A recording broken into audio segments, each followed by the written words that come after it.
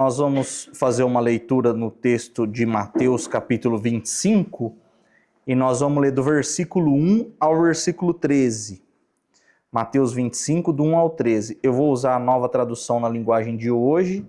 Então, nós estamos fazendo uma sequência de mensagens a respeito das parábolas de Jesus.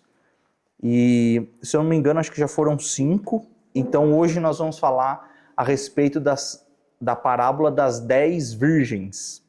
O texto diz assim: naquele dia o reino dos céus será como 10 moças, algumas versões dizem 10 virgens, que pegaram as suas lamparinas e saíram para se encontrar com o noivo.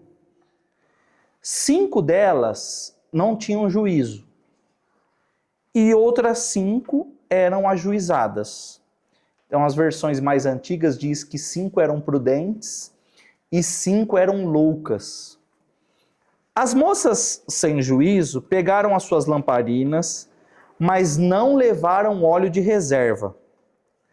As ajuizadas levaram vasilhas com óleo para suas lamparinas. Como o noivo estava demorando, as 10 moças começaram a cochilar e pegaram no sono. À meia-noite se ouviu esse grito: o noivo está chegando. Venham se encontrar com ele. Então as 10 moças acordaram e acenderam as suas lamparinas. Aí as moças sem juízo disseram às outras: deem um pouco de óleo para nós, pois as nossas lamparinas estão se apagando. De jeito nenhum, responderam as moças ajuizadas. O óleo que nós temos não dá para nós e para vocês. Se vocês quiserem óleo, então vocês devem ir comprar. Então as moças sem juízo saíram para comprar óleo. E enquanto estavam fora, o noivo chegou. As 5 moças que estavam com as lamparinas prontas entraram com ele para a festa do casamento.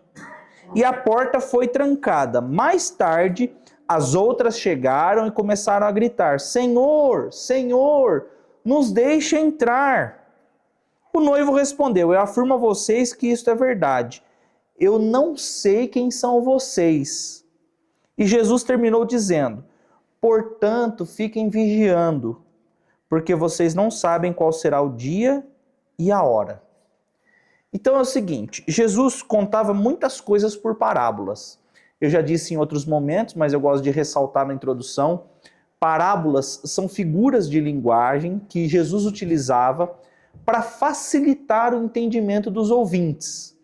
Os ouvintes, na maior parte das vezes, eram agricultores, pastores de ovelhas. Então Jesus usava figuras que eram conhecidas entre eles para explicar coisas que eram desconhecidas. Ou seja, figuras fáceis e acessíveis para explicar histórias e reflexões difíceis e inacessíveis. Quando Jesus estava querendo facilitar para aquela população há 2000 anos atrás, a gente precisa entender que muitas vezes hoje se torna um pouco difícil de entender para nós. Porque nós temos um distanciamento social, cultural e temporal. Por exemplo, o que está acontecendo nessa parábola? Um casamento. No casamento ocidental, que é onde nós estamos acostumados a participar, quem é o principal, quem é a pessoa principal no casamento ocidental? Para vocês? A noiva. Quando a noiva é a última a entrar, quando a noiva entra, todos os convidados ficam em pé. Normalmente o noivo já entra no começo, ninguém liga muito. Quem que é o mais importante no casamento ocidental? A noiva. Lá no casamento judaico não é assim. O personagem principal é o noivo. É completamente diferente. Quem entra por último é o noivo. Então, quais são os traços culturais do casamento judaico? Eles fazem um acordo nupcial. As famílias entram em um acordo. Além desse acordo, eles fazem um rito, como se fosse um contrato, e aí o casal, os noivos, ficam num processo que a gente chama de desposados. O noivo, ele normalmente, as pessoas sabem que o noivo virá, mas não sabem exatamente qual é o dia. ele costuma entregar um presente para a noiva, que é um diadema. Nós vamos ter uma parábola que se chama a parábola da dracma perdida. E nós vamos falar sobre isso. Porque a joia que essa noiva tem, normalmente é uma joia de família, tem moedas penduradas e essa mulher perdeu uma moeda. Então ela deve preparar essa joia para utilizar em seu casamento. No casamento judaico, nós não temos padrinhos como no casamento aqui ocidental. O que se tem são os pajens. Como a gente também tem os pajens, mas não como na cultura judaica. Aqui, essas 10 virgens, que na versão que a gente leu chama de 10 moças, essas 10 moças são as damas de companhia da noiva. Então tudo dá a entender que a noiva está acompanhando ali essas 10 mulheres. Essas 10 mulheres, 10 moças, 10 virgens, elas saem e anoitece. Naquele momento da história, não havia iluminação pública. Então o que as pessoas faziam? Saíam com lamparinas, com lâmpadas. Essas lâmpadas eram abastecidas com óleo. Esse óleo, eles punham fogo. É igual mais ou menos o lampião, né? Aqui algumas pessoas... Meu pai tinha lampião, só que o lampião era abastecido com gás. Naquela oportunidade, as lamparinas eram abastecidas com um óleo. A Bíblia diz que 10 dessas mulheres saíram ao encontro do noivo. Elas estavam na expectativa da chegada do noivo. E saíram com essas lamparinas. 5 delas, a Bíblia chama de prudente. Eram mulheres ajuizadas. Outras 5, um grupo de outras 5, eram chamadas de desajuizadas, de loucas. Por que loucas? Porque elas não se prepararam e não carregaram óleo de reserva. O que é interessante a gente entender aqui? As 10 se parecem muito. As 10 eram virgens. As 10 estavam vestidas da mesma forma. As 10 tinham a mesma expectativa do que iria acontecer. Estavam esperando a mesma pessoa, aguardando o noivo. As 10 no início estavam com suas lamparinas acesas. Então quem estava no começo olhando não conseguia fazer diferença entre elas. Por quê? Porque eram muito parecidas. O interessante é que as 10 estão aguardando o noivo. Então tem um ponto importante aqui. Elas não simbolizam pessoas que não conhecem a Deus. Elas simbolizam as pessoas que conhecem Jesus, que sabem que Jesus viria. Porque o homem ímpio, o homem que não se importa com Jesus, ele não está nem aí com essa história de que Jesus vai voltar. Há uma promessa de que Jesus viria e ele veio. E ele prometeu para os seus discípulos, eu vou ao Pai e eu voltarei para buscar vocês. Quem espera o retorno de Jesus é a igreja de Jesus. O homem ímpio, o homem que não se importa com essa história, ele não está nem aí para a volta de Jesus. Ele nem acredita. Nem acredita nessa história. Então, essas 10 mulheres que carregam lamparinas são pessoas que conhecem a história, que conhecem a promessa, que sabem que o noivo viria. Elas sabiam. A diferença está em ter uma reserva de óleo. O que é interessante, anoiteceu para todo mundo, ficou de noite. Então, noite simboliza, lógico, um momento tenebroso, um momento sem luz. Junto com a noite veio o sono. Todas dormiram.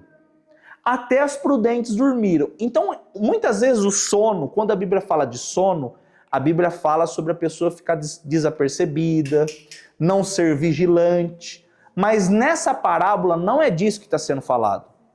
Por quê? Porque as prudentes também dormiram. E se dormir é uma característica de alguém que é insensato, de alguém que é louco, então as prudentes não iriam dormir.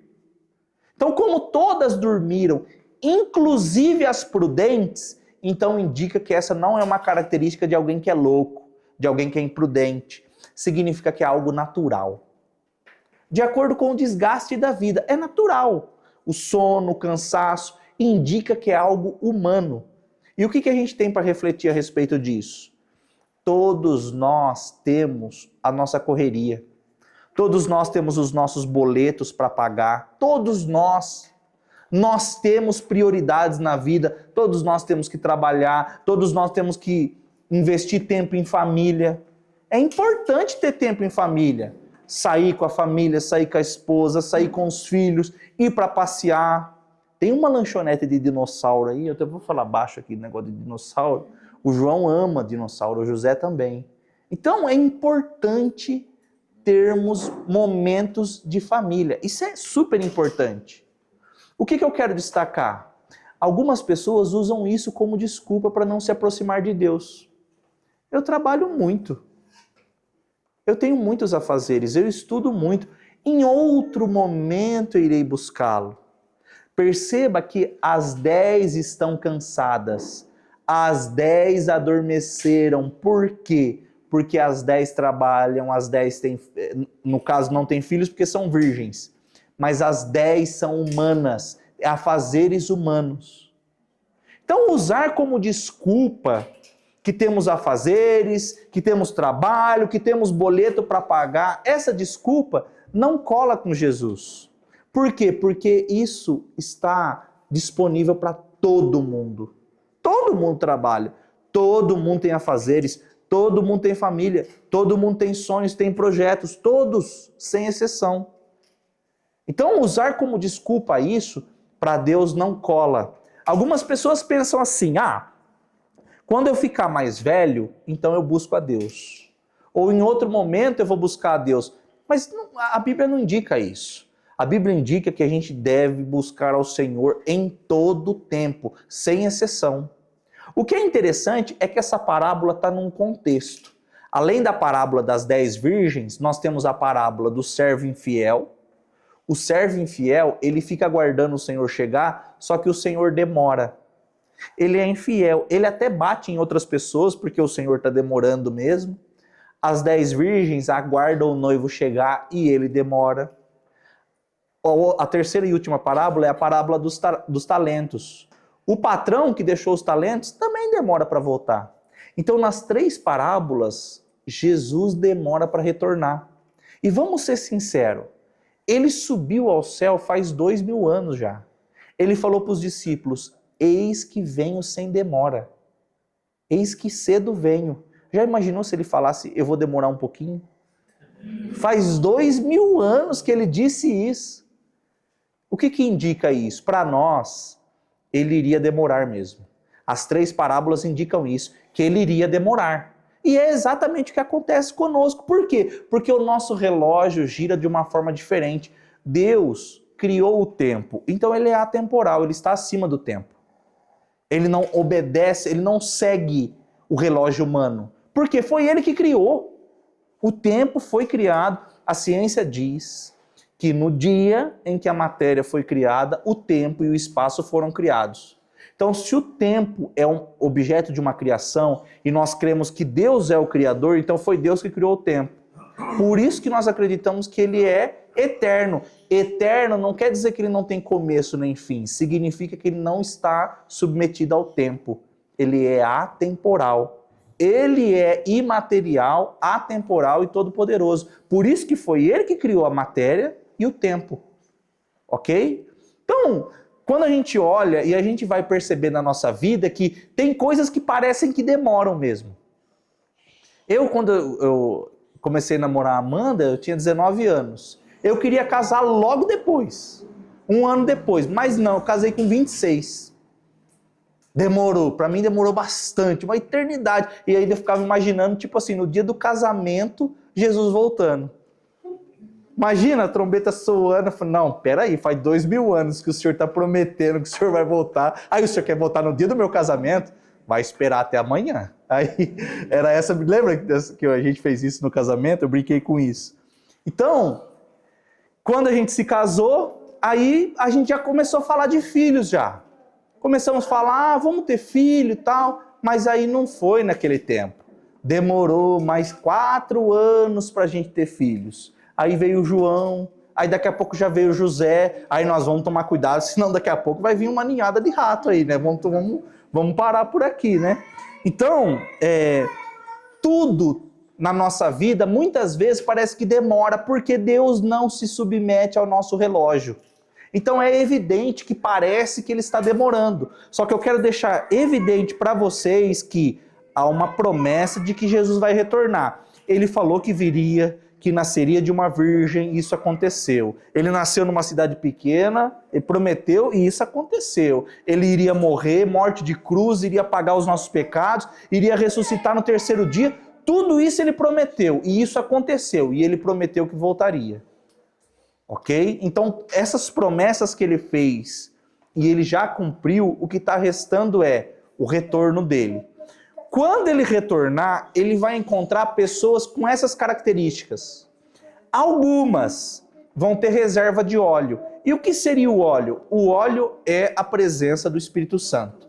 Como renovar esse reservatório de óleo? De que forma? Buscando ao Senhor, buscando a Deus. Senta aqui, filhinho. O que você está vendo? A câmera? Senta ali. Senta. Senta ali. Senta. Então, para acumular óleo, assim, eu acredito, as pessoas gostam de tipo assim, olha, ora por mim, irmão, coloca a mão na minha cabeça, transfere unção, transfere um dom. É assim, o dom, muitas vezes, ele é transferido sim por imposição de mãos. Só que o que essa parábola quer deixar evidente que a salvação e o relacionamento com Jesus é individual. Ah, eu sou muito amigo daquele pastor, eu ouço muito aquele pregador, então quando Jesus vier, eu vou falar para Jesus, Jesus, eu sempre ouvi aquele pastor, eu sempre fui na igreja. Isso não adianta nada. Não vira nada. Por quê? Porque perceba, essas pessoas estavam com a lamparina acesa, mas apagou, não tinha reserva de óleo. Então a reserva é individual, você tem que olhar para si. Eu já sou uma pessoa salva em Jesus Cristo. Se Jesus volta hoje, se essa promessa se cumpre hoje, eu iria ser uma das pessoas consideradas como prudente ou uma das pessoas que é considerada como insensata? Qual dos dois grupos eu iria fazer parte? O interessante é que quando o pessoal acorda, alguém diz, o noivo está chegando. Alguém anunciou. As moças acordaram, as imprudentes perceberam que a lâmpada estava apagada. Ou seja, se você não ficar vigilante, se você não ficar atento, se você não recarregar o estoque de óleo, a lâmpada vai apagar. Tem pessoas que acreditam assim, uma vez salvo, salvo para sempre. Essas mulheres imprudentes estavam iguais às prudentes, também tinham lamparina acesa. Mas conforme o tempo, como elas não se atentaram, a lamparina se apagou. O noivo chegou no momento que elas estavam ausentes. Elas acordam as prudentes, oi, empresta um pouco de óleo para a gente. E aí as prudentes respondem, não. E essa é a resposta de toda pessoa que é livre. A pessoa que é livre consegue dizer não. A pessoa que é escravo não consegue dizer não. É impossível. Um usuário de crack consegue dizer não para o crack? Quem acha que consegue? Não consegue. Porque ele se torna escravo daquilo. Hoje as pessoas são escravas de diversas coisas. As pessoas são escravas da pornografia. Tem pessoas que não conseguem dizer não. Não conseguem. E aí, naturalmente, há um julgamento do mundo religioso. O religioso é escravo. Quando, na verdade, muitas vezes, são essas pessoas que conseguem dizer não. Enquanto o mundo não consegue dizer não para suas próprias vontades, satisfaz todo o tempo as suas próprias vontades, o cristão, ele segue o exemplo de Cristo. Jesus diz, quem quiser vir após mim, tome a sua cruz e siga-me. Negue-se a si mesmo.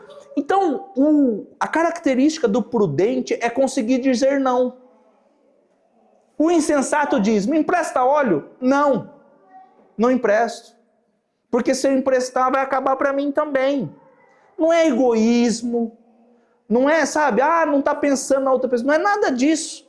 A simbologia é indicar que é individual, que é pessoal, que é particular, que cada um deve observar a sua espiritualidade individualmente, sua salvação individualmente.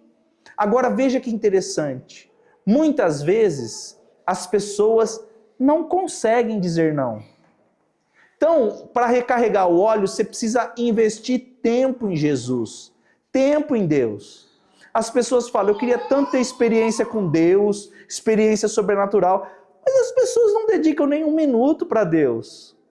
As pessoas pensam assim, aquela pessoa é usada por Deus porque Deus derrama muito sobre ela. Na verdade, unção não é o quanto nós temos de Deus, é o quanto Deus tem da gente. É interessante que no final dessa parábola, Jesus olha para as moças, o noivo olha e diz, eu não conheço vocês. Como é que faz? O que a gente faz para conhecer uma pessoa? Nós investimos tempo, relacionamento, intimidade. A palavra no hebraico, no original, conhecer, é a mesma palavra de intimidade. Por isso que quando você lê lá em Gênesis, conheceu Adão, sua esposa. O que ele quer dizer? Que ele teve intimidades com ela. Jesus, o noivo está dizendo, eu não conheço vocês.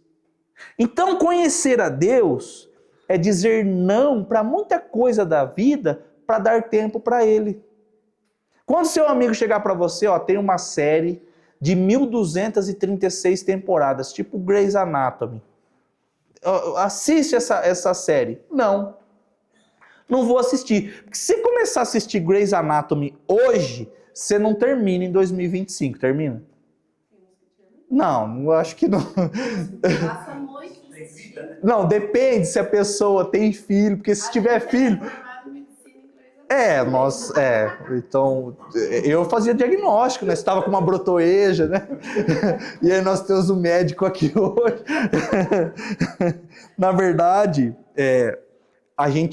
se a gente olhar para trás, a gente perdeu tanto tempo investindo em coisas que não acrescentam nada na nossa vida. É uma série que você perde, investe um tempão da sua vida. Everson, você está dizendo que eu não posso ter nenhum lazer? Não estou dizendo isso. Eu estou dizendo que você tem que ter prioridade na sua vida. E tem coisa tão importante que a gente deixa de lado. Essas insensatas não se prepararam para um dia que iria chegar. E eu estou aqui hoje compartilhando com vocês que esse dia vai chegar. Para todos nós. Esse dia o noivo vai chegar. Ele prometeu que viria e ele virá. E aí, quando ele chegar, ele vai encontrar azeite dentro de você? Vai encontrar reserva de azeite? Ele vai olhar para você e tem a frase mais importante que você pode ouvir na sua vida. É Jesus olhando para você e dizendo, eu conheço você.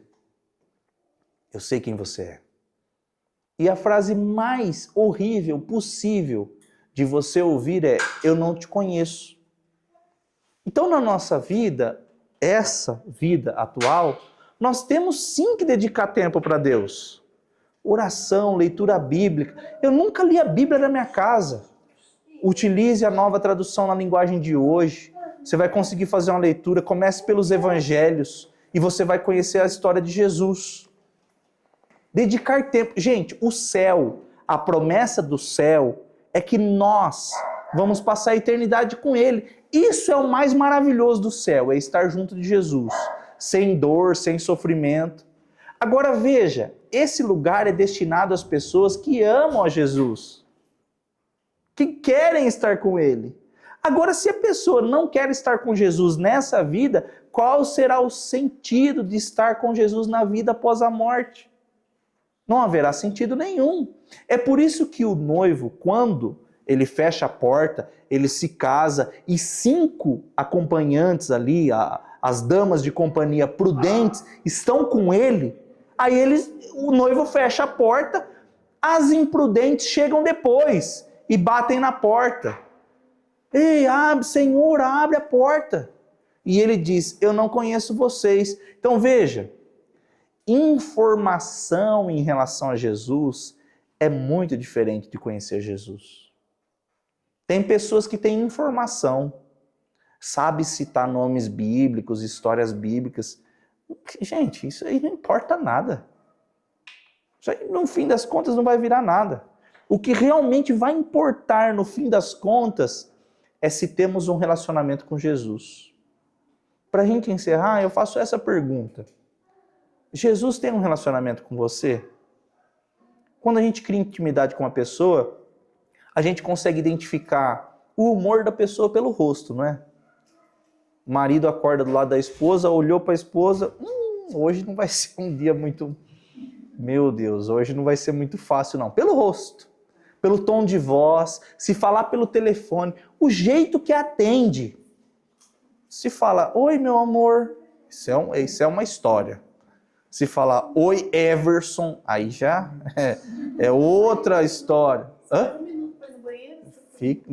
Não sai não perde a oportunidade não. Então, dependendo de como responde, tom de voz, expressão facial, você já consegue identificar. Por quê? Porque você conhece intimamente uma pessoa. Jesus quer desenvolver um relacionamento parecido. Dessa forma, com todos nós. A Bíblia indica que ele está na porta batendo no coração. Ele deseja entrar. O nosso adversário não bate na porta. Ele não entra pela porta. Ele entra pelas brechas. Por isso que nós temos que estar vigilantes e tampar as brechas. Jesus é um cavalheiro. Ele bate na porta. Ele deseja acessar o nosso coração de forma cortês, convidado para entrar. O relacionamento com Jesus é dessa forma. Tá certo que depois que ele é convidado a entrar, entra como se fosse uma avalanche, como se fosse um tsunami. E ele vai organizando as coisas, ele vai mudando o caráter, ele vai mudando as prioridades de vida. Nós temos o exemplo de um apóstolo chamado apóstolo Paulo. Ele era muito criterioso, muito cuidadoso na religião judaica. Depois que ele tem o encontro com Jesus, ele diz assim, aquilo que eu considerava como lucro, passei a considerar como perda. Não só como perda, passei a considerar como esterco, como fezes. Ele quis se expressar dessa forma mesmo. O que eu considerava como importante para mim, quando eu conheci Jesus profundamente, passei a não considerar como sendo importante. Então o reino de Jesus, quando entra em nosso coração, ele causa uma confusão mesmo. Ele muda o nosso mundo de ponta cabeça. Porque o reino de Jesus é de ponta cabeça. O maior no reino dos céus é o servo. É o escravo. O menor, que a gente considera como sendo o menor, é o maior no reino dos céus. Então, a partir disso, nós vamos fazer uma oração. E eu gostaria que, se você não tivesse, ou que você percebe que você não tem um relacionamento com Jesus, hoje é uma oportunidade de você dizer, Jesus, se o que esse moço está pregando aí é verdade, eu quero ter um relacionamento verdadeiro com o Senhor. E eu vou dar tempo para o Senhor. Eu quero ver se realmente a minha vida muda, se realmente eu começo a ter intimidade, se realmente eu vou ouvir a sua voz. Porque as pessoas falam de ouvir a sua voz e eu nunca ouvi. Eu quero ver se realmente, a partir do momento que eu passo a te conhecer, se eu vou ouvir a sua voz mesmo. Então feche os seus olhos, curva a sua cabeça. Jesus, essa parábola deixa claro que nós devemos nos preparar para um dia que está próximo, Senhor, de acontecer. Todos nós, em algum momento, iremos nos encontrar com o nosso Criador. Jesus, eu gostaria que o Senhor sondasse o nosso coração agora. E o Senhor observasse, Senhor, há em nós pessoas que não estão se preparando para esse dia?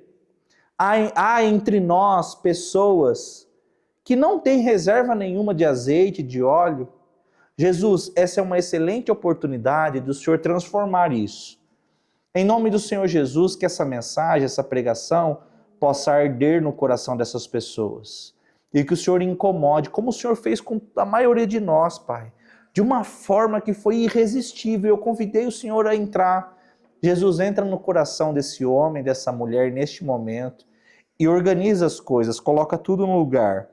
Alguns são escravos do pecado, Senhor, não conseguem renunciar ao pecado. E nessa noite eu clamo a Ti, Senhor, porque o prudente é capaz de dizer não.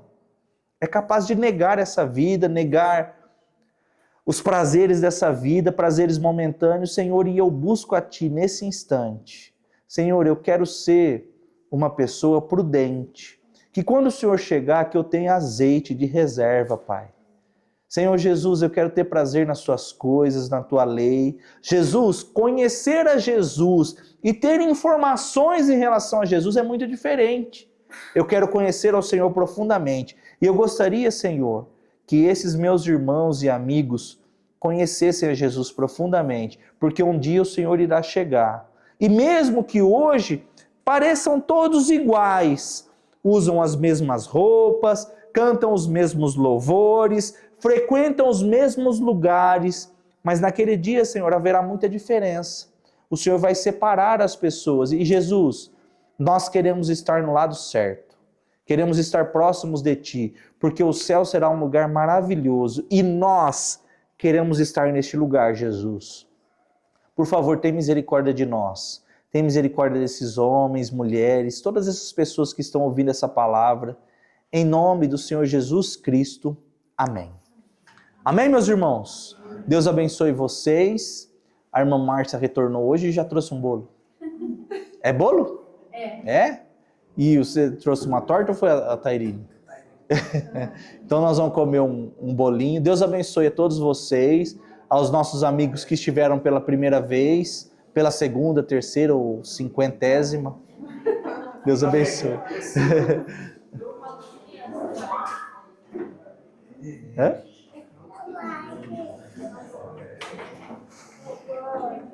Oi, filhinho.